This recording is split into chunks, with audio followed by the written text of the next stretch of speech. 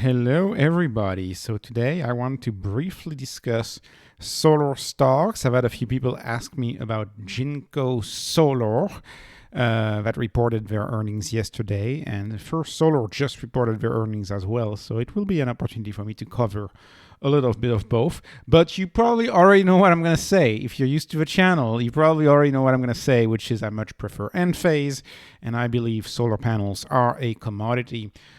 Nonetheless, I think it's fascinating to look at how well these solar panels companies are doing as far as volume goes and as far as shipments go. If you look at JinKO Solar, I often say the Chinese panel manufacturers are dumping panels onto the market. So many manufacturing facilities and panels are being shipped around the world. But it's reassuring to see these stocks going up, to see the market reacting positively to these stocks, whether it is First Solar or JinKO Solar, and reacting positively especially to their increases in shipment and increases in volume, and them still building out the capacity, still investing heavily in the future. In the case of JinKO, I think what's interesting is that actually about half of their production is shipped to China. So solar is growing very high, very strongly in the country of China domestically, as well as export. JinKO has a large solar exporting business. What I can say about JinKO when I look at this business is that it is very cheap. It is dirt cheap, and I'll get to that in a second. Especially when you compare it to First Solar, it is dirt cheap. But another thing that I want to say is the capacity. The capacity of this company is absolutely insane. And JinKO Solar, by the way, is considered like one of the main 4 solar panel makers. I've made a few videos talking about the type of panels that you may get when you get solar in the US or in Europe. JinKO is going to be one of the 4 key panels that you are going to get, along with LG. LG is, for example, another major manufacturer of solar panels. They're considered kind of a brand, if that makes any sense. As much as a brand can exist in the field of solar panels, JinKO is considered one of these brands. But very high quality product. When you look at the efficiency of a product in a mass produced conditions, 25% efficiency. In lab condition, they're almost at 27%. Of course, the efficiency of this panel is going to get better year after year after year. It's already amazing that we get to 25%. Let's not forget that in the lab, efficiency in the lab, is well into the 40%, nearing 50% right now.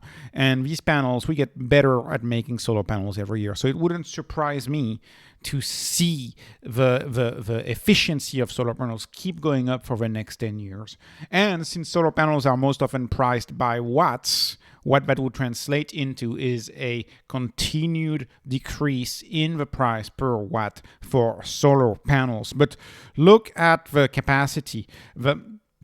The current capacity of their highest end solar panels for JinKO Solar, their highest end, right? Not all of them, because they make different types, but their highest end one is 55 gigawatt of capacity, which is absolutely insane. Before making this video, I was reading a little bit, because one of the questions that comes up often is, if you believe, why not nuclear? And there is this idea that nuclear is the best source of energy and is the cheapest source of energy. But I just wanted to show you some concrete numbers. And I understand why nuclear is being pushed so intensely by utilities, because utilities, thanks to nuclear, yes, it's true, nuclear is cheap energy and there's no carbon released into the air with nuclear. But with nuclear, they also release, they also secure 80 years of business, right? 80 years of maintenance, 80 years of rent seeking, 80 years of transporting that energy, which, the biggest cost, in my view, in a matter of 10 years, the biggest cost of electricity is going to be transporting that electricity and paying for the administration that administers the grid that allows you to transport that electricity. Anyways, let's look at the capacity. That's I think, what's more important. So the latest nuclear plant in the U.S. is the Vogtle nuclear plant by Southern company. So they're in Georgia. And it cost them 3 times more than initially planned, which is always the tactic in that industry. In that industry, you always go see the regulator and you say the project costs less, but you know full well it's going to cost way more. But the tactic is you go and you say this is not going to cost much. But anyways, the total cost of a Vogtle nuclear plant is a 4-reactor plant, and that's $30 billion. So $30 billion for 4-reactor at 4.4 gigawatt of max capacity. Keep in mind, nuclear reactors don't always operate at max capacity. They always operate, but you know, sometimes it's 95%, sometimes it's 80%, sometimes it's less than that. Not as intermittent as solar panels, but still intermittent. And the Vogtle nuclear plant is 2.7 million homes. Okay, so that's $30 billion. Well, look at a company like JinKO.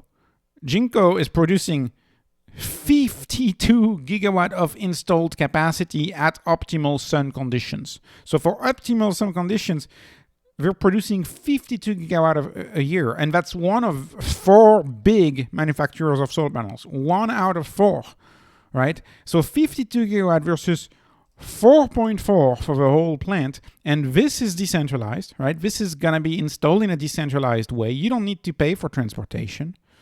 And this is, by the way, the 52 gigawatt. Let's do a simple back of a napkin math. Let's imagine the revenue here matches. Let's imagine the revenue here matches the premium capacity of a 52 gigawatts. So if you were to pay 52 gigawatts, you were to pay $15.8 billion.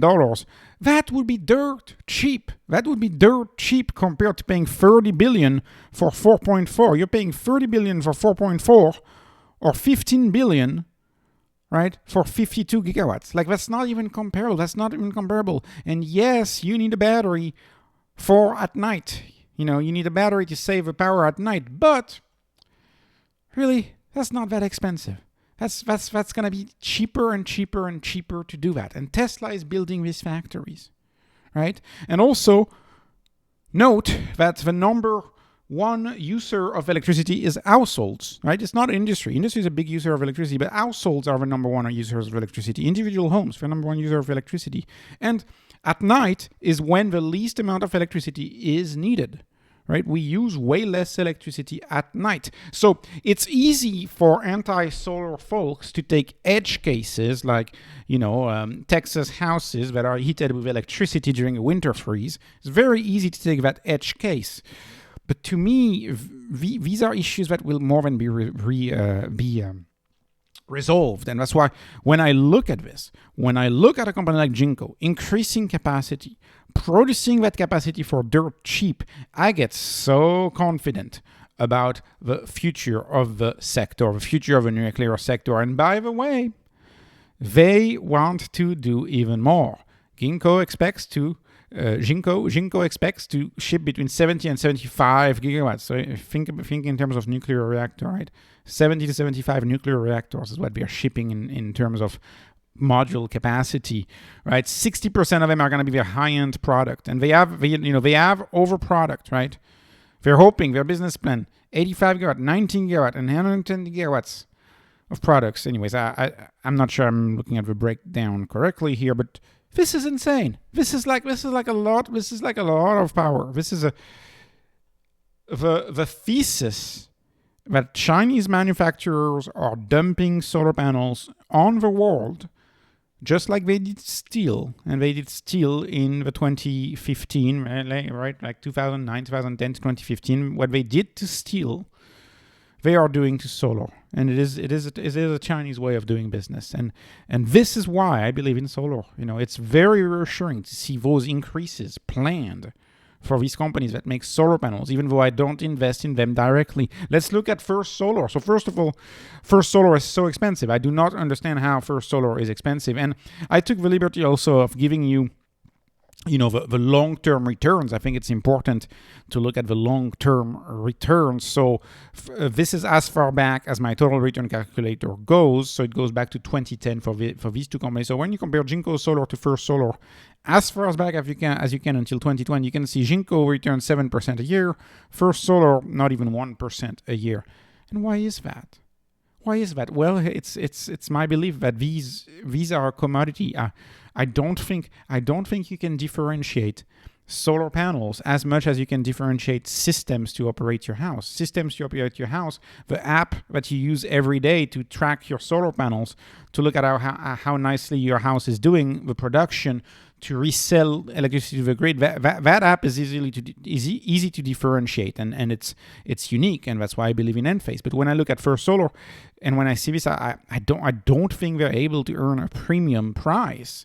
You know, I'm not sure. I mean, and First Solar is quote unquote the brand of solar panel, and I'm not sure they're getting that premium with utilities. They sell to utilities, right? First Solar is a seller to utilities, which right now has edged their stock price quite a bit because utility projects get decided on much longer time frames, right? The point is, to me, solar panel manufacturing remains a commodity, and commodities are a race to the bottom. That is why, if you go to the older models or the no quote-unquote brand name model of solar panels, you get to price very similar to plywood, where you can pay, $60-70 for a giant solar panel, right? That's the current prices right now, and they're gonna get cheaper. These things are gonna be everywhere. Every single roof I see having a bunch of these, because it is just too valuable, right? It's just too valuable. When you can just spend $60 and make 200 to 300 watt 12 hours a day in the summer, those savings are insane. Right? So anyways, this is really, really great that First Solar is actually also seeing an increase in the demand. And look at the demand, right? The demand is increasing by 6.8 gigawatts added since Q2. So I think the market is reacting positively to this. So they've seen their bookings, right? Their backlog increased. So utilities are ordering more solar panels. We're seeing the benefit of solar panels. First Solar has backlog of orders that they have to fill for at least the next 5 years. I think part of the reason also for First Solar is how much money in the IRA they're going to get. How much money are they going to get from the IRA? That's another big question. But you can see they're much smaller than JinKO. So they're much more expensive than JinKO, right? Almost twice as much. And they're also about, six times smaller, so 6 times smaller and twice as expensive, right? And they're predicted to grow not nearly as fast as JinKO. So to me, when I look at a stock like First Solar, I see that the market clearly places a massive premium on First Solar, and that probably has to do something with Western accounting and the trust of Western companies, which unfortunately many Chinese companies have lost with some of the scandals that we've had over the past 4 years, like Luckin Coffee, for example. Luckin Coffee, that was a major scandal. But there's other things, right? So I'm afraid most U.S. investors consider China uninvestable. And to me, this is not a value judgment about China. This is just, I don't want to be in the commodity business. To me, it's a commodity business, I mean, look at JinKO. They don't even bother with a nice logo. I mean, no offense to JinKO, but they don't even bother with a logo. There's no brands in solar panels. There's no brands in solar panels. I just don't think so. I just don't think that's the case. Maybe I'm wrong. We'll see. But 13 years is enough of a look back to see that this trade does not work. And Enphase and SolarEdge, these stocks have really worked very well, but not solar panels. And of course, Enphase right now is cheaper than SolarEdge, not SolarEdge, than First Solar. Actually, much cheaper than First Solar. So, anyways, in conclusion, so the question is, are any of these two stocks, JinKO Solar or First Solar, are they better than Enphase? My view is no. That's just me. No investment advice, but my view is no. But when I see the growth that they're experiencing in solar panels, which remember, every install starts with solar panels. It starts with solar panels. When I see the increase in their volume, I tell myself, and that's not entirely true. That's not true for First Solar, because First Solar is mostly utility, but at least for JinKO. For JinKO Solar, it's true. Every time they sell these solar panels, which they've planned to increase their capacity tremendously, every time these get sold, either a microinverter or a string inverter gets installed, right? And this benefits Enphase and SolarEdge because they are the quasi-duopoly in the field. And when you look at the sales of a JinKO, you see the sales are not slowing down, predicted to grow 40%, while Enphase analysts have greatly reduced their expectation for Enphase because they are holding back on the shipment of these microinverters. And they recognize the microinverters when they are shipped to distributors. Right now, the distributors have too much stock because of the shock of interest rates. That's the main reason. But I believe, in my view, that the current drop in Enphase is mostly due to distributors being overstocked. We already knew this. Okay. Battery didn't do a good job at predicting this, and that's bad. But the stock is being heavily punished. You know, it's not like the market is not punishing a stock like Enphase for the lack of forecast of battery and the call, Enphase, they're paying a dear price for this mistake. They're paying for a dear price for this mistake, and my guess is you know, we'll see how the pain is. But you know, the narrative, in my view, on these stocks, especially Enphase and SolarEdge, the narrative will change when interest rates drop. You know, if you saw my video from yesterday, we're seeing odds getting priced of interest rate drops in March of 2024. It is not that far away anymore. And every 6 months we wait, every 6 months where utilities increase their rates, solar becomes more compelling at the same clip as rate increases, right? If your electric rates increase 16%, your return on investment will increase 16% on Enphase, and it will actually increase more because the systems get better. And solar panels, when you ship them, they are better iteration after iteration, right? Better efficiency, cheaper price, larger manufacturing facility.